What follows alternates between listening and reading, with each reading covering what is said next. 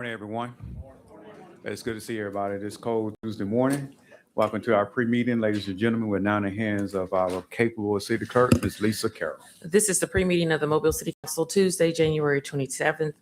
We have request for waiver of the noise ordinance on February the 6th on Lanier Avenue from 6:30 p.m. until 10 p.m.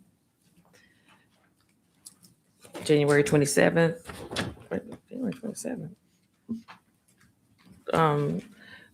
6 p.m. to 9 p.m. and this is on Dolphin Street. And January the 30th through February 17th from 10 a.m. until 11 p.m. on North Broad Street. February 15th from 9 a.m. until 9 p.m. This is at North Broad Street between St. Francis Street and Dolphin Street. March the 21st, 6 p.m. until 9:30 p.m. And this is at Mobile Skate Plaza. April the 24th from 7 p.m. until 11 p.m. on St. Francis Street. Mr. President, Yes. that should be changed to 10 p.m. Okay. Thank you. March 6th through the 7th from 6 p.m. until 2 a.m. on LaSure Drive. It's definitely not going to be 2 a.m., but I've also never seen him request 2 days. Let's change that to 12.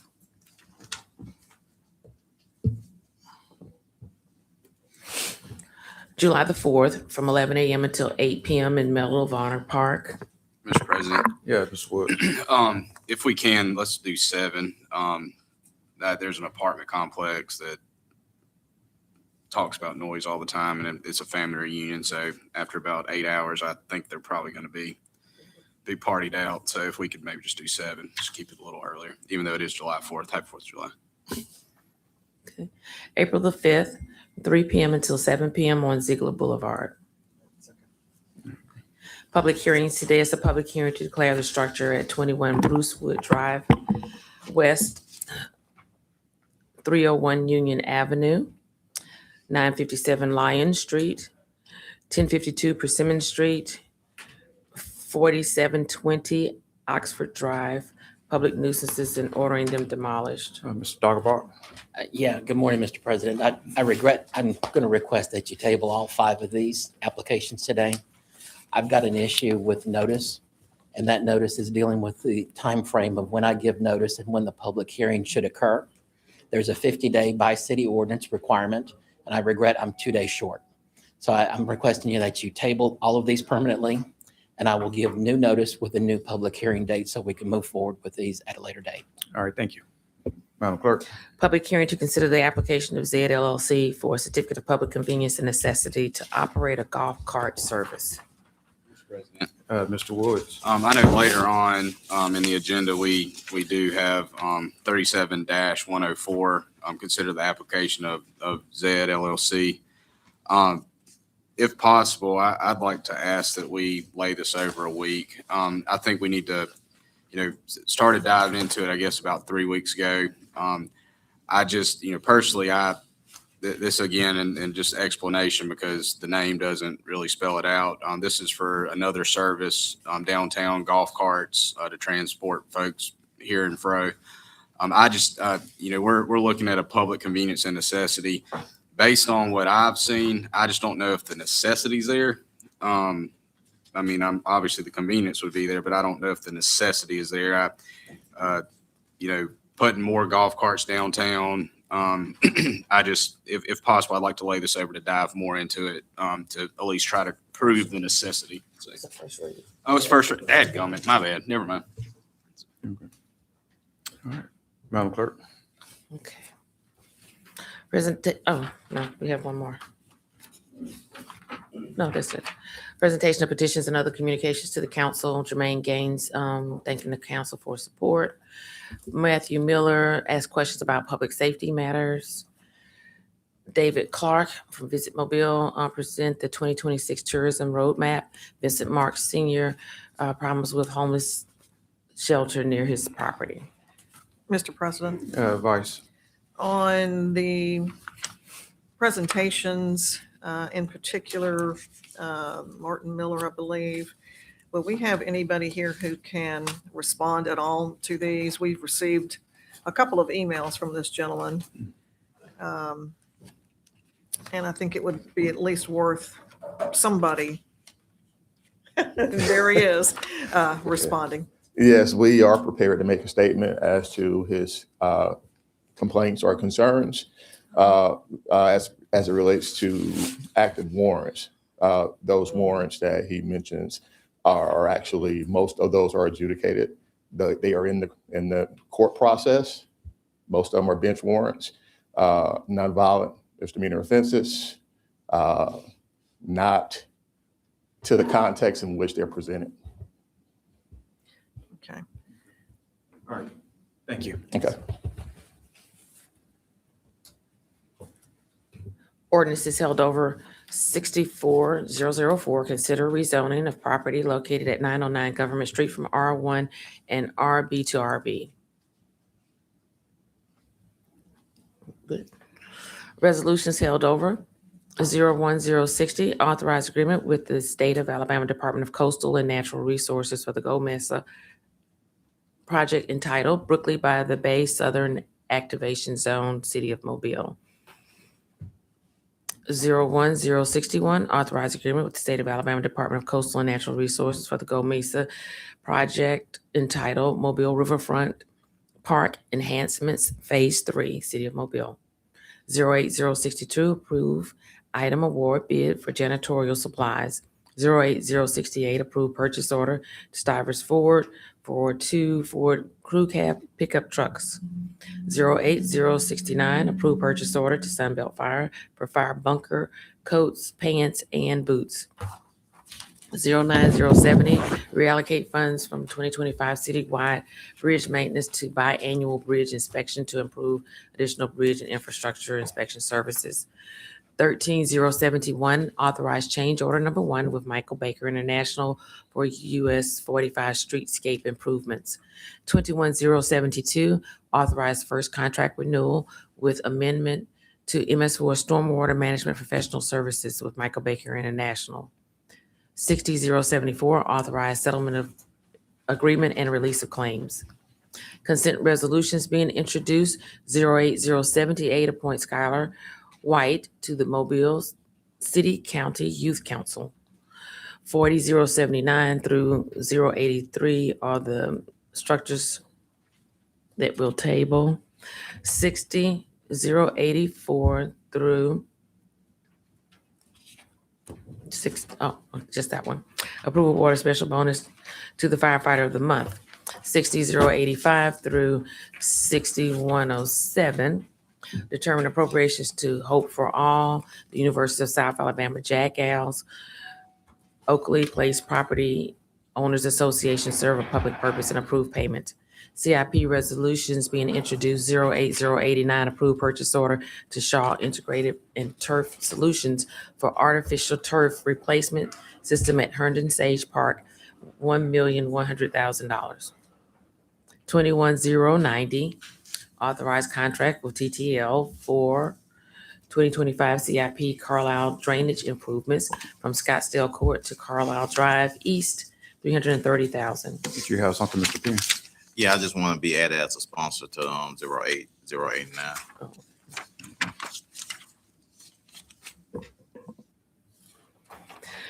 Resolutions being introduced. 08091, approved purchase order to Temple Inc. for speed check radar speed signs for traffic engineering, $26,088.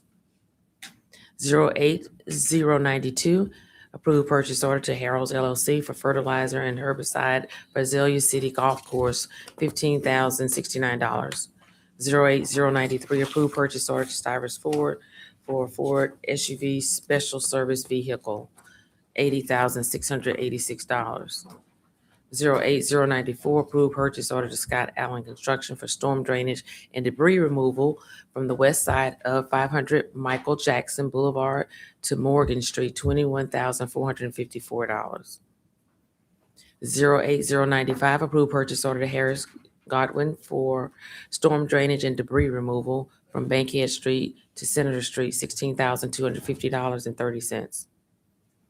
08096, approved purchase order to Prime Professional Concrete Pumping and Finishing LLC for storm drainage and debris removal from Kenny Street to Delmar Drive, $18,125.64. 08097, approved purchase order to secure land and tree for storm drainage and debris removal from Delmar Drive to 3 I-65 Service Road South, $20,884.92. 08098, approved purchase order to Butler Complete Services for storm drainage and debris removal from 253 Mount Island Drive West to junction behind 2451 Mount Island Drive North, $17,537.51.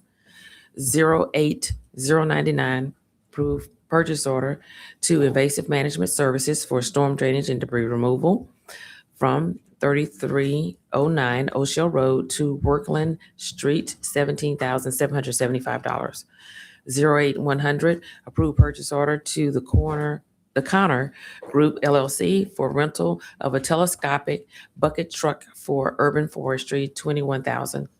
08101, approved purchase order to Connor Group LLC for rental of a telescopic bucket truck for electrical department, $21,000. 21102, authorized contract with Harwell and Company LLC for Brookdale Drive rehabilitation, $275,668.75. Mr. President, Mr. Penn. I have a question. I kind of noted that on the contract paperwork, it appears that a section was crossed over regarding DBE, and I wanted to get some information about that.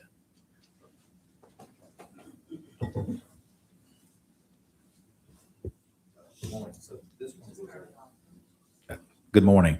So this one was it's an OutDOT funded project. And back in October, OutDOT sent guidelines that basically effectively suspended the DBE program on any projects that were funded with state or federal funds.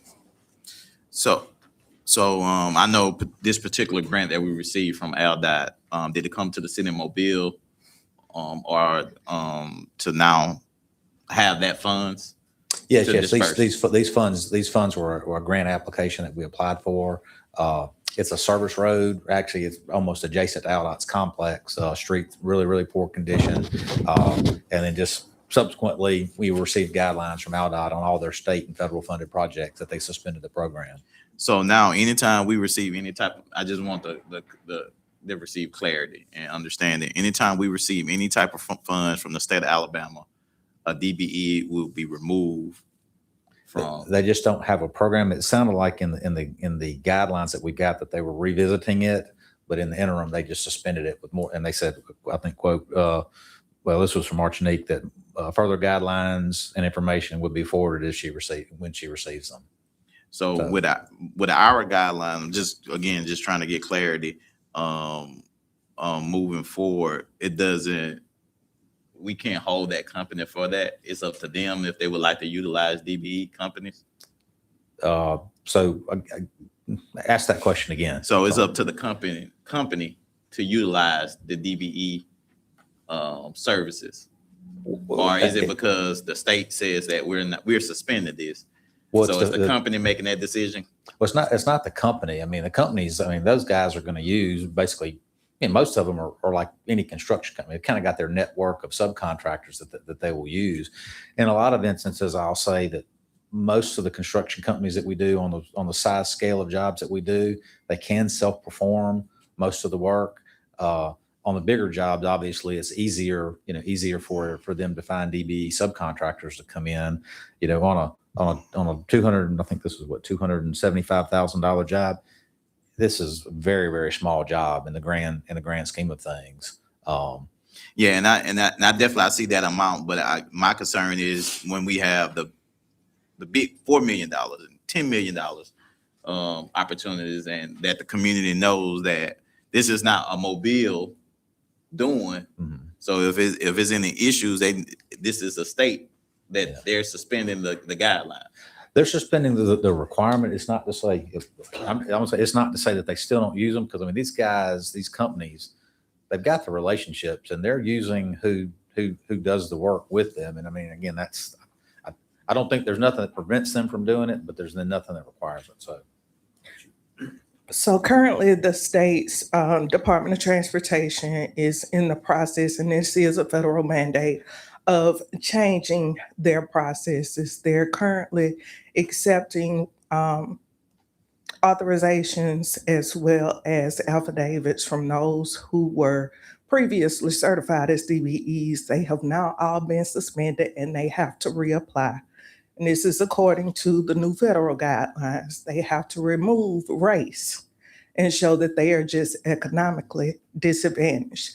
This is only for ALDOT projects. This does not consist of any of the other state funding.